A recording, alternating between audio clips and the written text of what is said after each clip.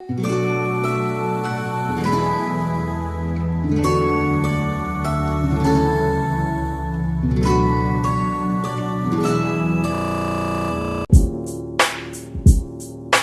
while ago, the trailer for The Last of Us 2 got released, and I'm going to make a bit of a confession here.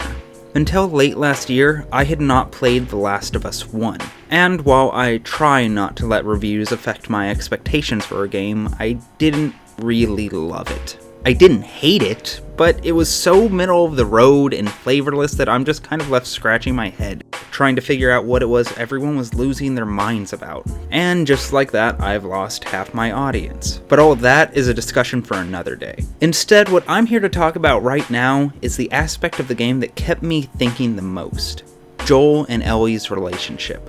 It's no secret that there's been a trend of father-daughter relationships in games being used as either helpful escorts or motivators for the protagonist. Maddie Bryce back in 2013 referred to this as the dadification of games, and it's still ongoing. There's Ciri in The Witcher, Yona in Nier, Clementine in The Walking Dead, Emily in Dishonored, Eleanor in Bioshock 2, Elizabeth in Bioshock Infinite, Ellie in The Last of Us, and what is it with game writers and female E-names? Anyways, all of these games have handled their parental relationships with skill ranging from masterful to absolute train wreck. Now, admittedly, I've never been a father, or a daughter for that matter. But that doesn't change that I do love well-done parents not only in games, but stories as a whole. And this is an issue that I feel needs to be talked about.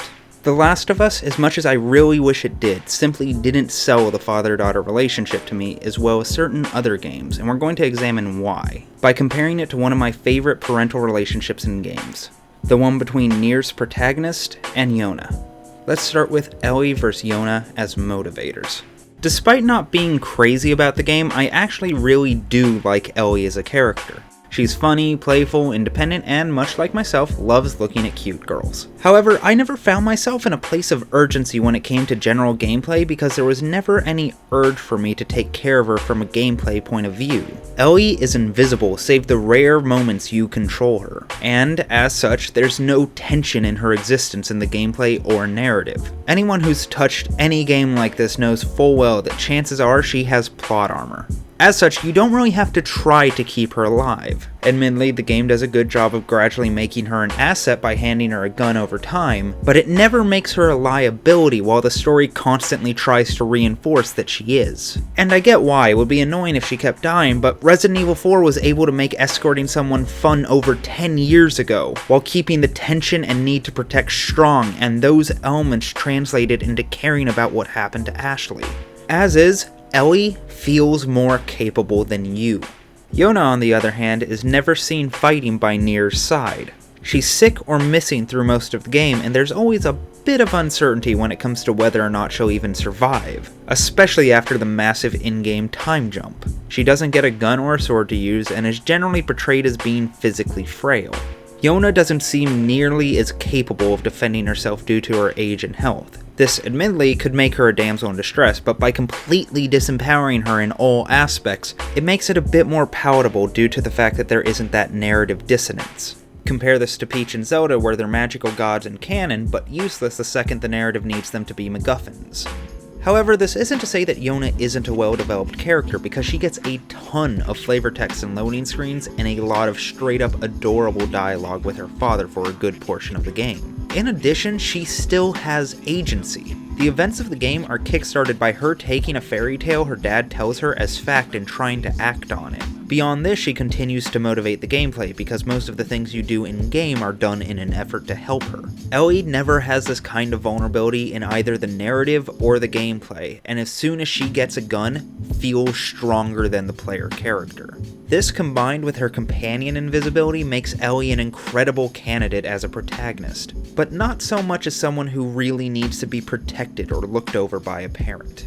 Next is Joel vs. Papa Nier as dads. Joel and Nier are pretty similar on the surface. They're jaded, bitter, wifeless, easy to anger, and violent with a capital gun. Papa Nier, however, is 1000% more likable. He banters, he's nice to people who aren't his daughter just so long as they aren't trying to get in the way of him finding her or a cure. He helps people out for little to no benefit of his own, respects his daughter, and is generally a good person. Joel, on the other hand, is automatically distrusting of everyone around him, resorts to murder at the drop of a hat, and eventually dooms all of humanity because he's kind of a dick. And while all of that could be symptomatic of the world crafted within the game, no one else acts like this, and it makes it really hard to see Joel is capable of taking care of anyone. And that brings us to the most important element, the relationships between father and daughter. One thing that really got to me was that I never felt like Joel earnestly cared about Ellie. He certainly doesn't respect her or treat her like a future adult who deserves to know about the world she lives in, or thinks of her as someone who deserves autonomy and a choice in her own future considering the ending. Sure, he cares if she dies or not, but his obsession with protecting her was less about genuine care and more about guilt over his own past. His real family dies, and he basically has Ellie forced upon him by the last woman to make him feel loved and normal again, so he just runs with it. He tries to convert Ellie into a new family, but by and large, his relationship with her is an antagonistic one. Joel is constantly angry with Ellie, borderline abusive in fact, and he only gets worse as the game goes on. He doesn't care about having Ellie around. He cares about having someone around. And I can already hear people saying, that's the point, he's supposed to be unlikable, he's supposed to be a bad, selfish parent. However, there are two problems with that reading. One is that the game itself doesn't validate it. We never see the after effects of his more heinous actions on the person they affect most. We're never told implicitly or explicitly that Joel is the monster he is. The most we get is the final scene where we see Joel from Ellie's perspective as a sad, lonely old man, combined with one final skeptical look from Ellie before the game concludes. It makes a show of how pitiful he is, instead of the fact that he's essentially an abusive war criminal, and in this way the game supports and justifies his actions by failing to condemn them. 2, all this reading does is change Joel from not only a bad character, but a generic one as well. Damaged, unhealthy dads are a dime a dozen in popular fiction, from Booker and Jecht in gaming, Rick Grimes on TV, Hohenheim in anime, and basically everyone in Game of Thrones for literature. Dads being terrible dads is in no way clever or subversive, because it's the norm.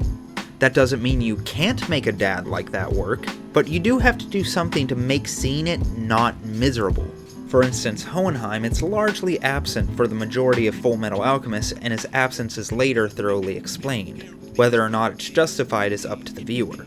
Joel, meanwhile, is a total prick from beginning to end, who gets no comeuppance and no justification. He dooms humanity because he lost someone once, just like everyone else in this world, and, as proven by the sequel, just walks away scot-free.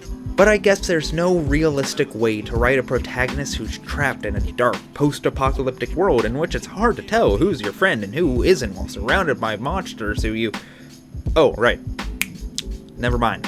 In juxtaposition, we get to see Nier be an actual dad. He eats his daughter's cooking and encourages her to keep working at it. He tells her bedtime stories and gets nervous when she starts talking about boys. He asks other adults to look after her and constantly talks to other characters about how much she means to him. He treats her like a genuine child he both has to and wants to look after, and means everything to him.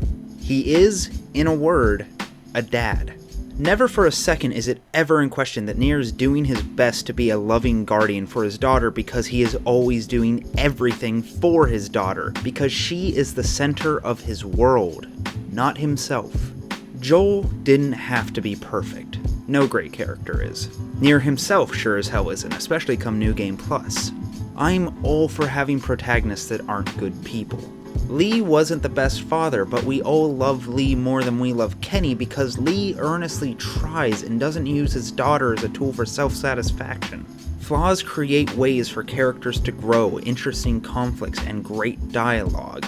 And you can have games where the characters don't grow. No More Heroes Travis Touchdown is objectively one of the most lowbrow, scummy protagonists on the planet, and I love him because the game owns how much of a trash bag its protag is, and makes no apologies for him. However, that can't work in a game like The Last of Us or Nier. If you're going to use a father-daughter relationship to tug at the audience's heartstrings, you can't force them to invest in a father-daughter relationship in which the father is a monstrous asshole, then gaslight your audience and pretend nothing happened. If your audience wants the daughter sidekick in question to minimum walk away, or ideally murder the father, then you're probably doing something wrong. And if a sizable amount of players walk away from the game wanting to f your abusive father figure, then something has obviously gone wrong! That last point, as far as I'm concerned, proves the father element of The Last of Us was there more to benefit player wish fulfillment than it was the narrative itself. At best, a forced father-daughter situation in a game just screams blatant, cheap emotional manipulation tactic. At worst, it normalizes and romanticizes actual abusive relationships, and I shouldn't even have to begin explaining why that's wrong. You can have games about putting yourself on either side of an abusive relationship. I think that'd be a fascinating and valuable game to play, honestly. But I don't think that's what The Last of Us was going for, so it just made it seem like it was all okay. The experience of shooting dozens of anonymous dudes to protect an immortal teenage girl in between disrespecting her doesn't give you the experience of being a dad any more than sitting in your unlit bedroom with a glass of scotch, while you mutter to yourself about whether or not the actions of your predecessor have condemned you to being a piece of trash parent as your finger hovers over the call button of your ex-girlfriend. If the player character is going to be a dad, then the player should, to some degree, get the experience of being a dad. And Nier did that wonderfully to the point where I willingly sacrificed something of my own to protect her. Those of you who have gotten every ending know what I'm talking about. And if the player character is going to be an abuser, then the player should, to some degree, get the experience of being an abuser. But at some point you need to make it clear that what's happening here is completely unacceptable. The Last of Us completely failed at pulling either of these ideas off. Joel only ever cares about himself. He uses Ellie, offers about as much parental lens as any given Gears of War game, and pretends everything is just fine. Meanwhile, Nier was able to give me some glimpse into the experience of being a father and all the emotional weight that comes with that. I like Ellie, and I hope that she can get a good story outside of the poorly executed mess the first game was. But if I'm being honest, I can only see one possible good ending for The Last of Us 2, and it can be summarized with the exact words I said upon seeing the trailer for the first time. If this doesn't end with Ellie killing Joel, then it will be a bad game, because that is the least the writers can do to justify the last game, and all that Joel truly deserves.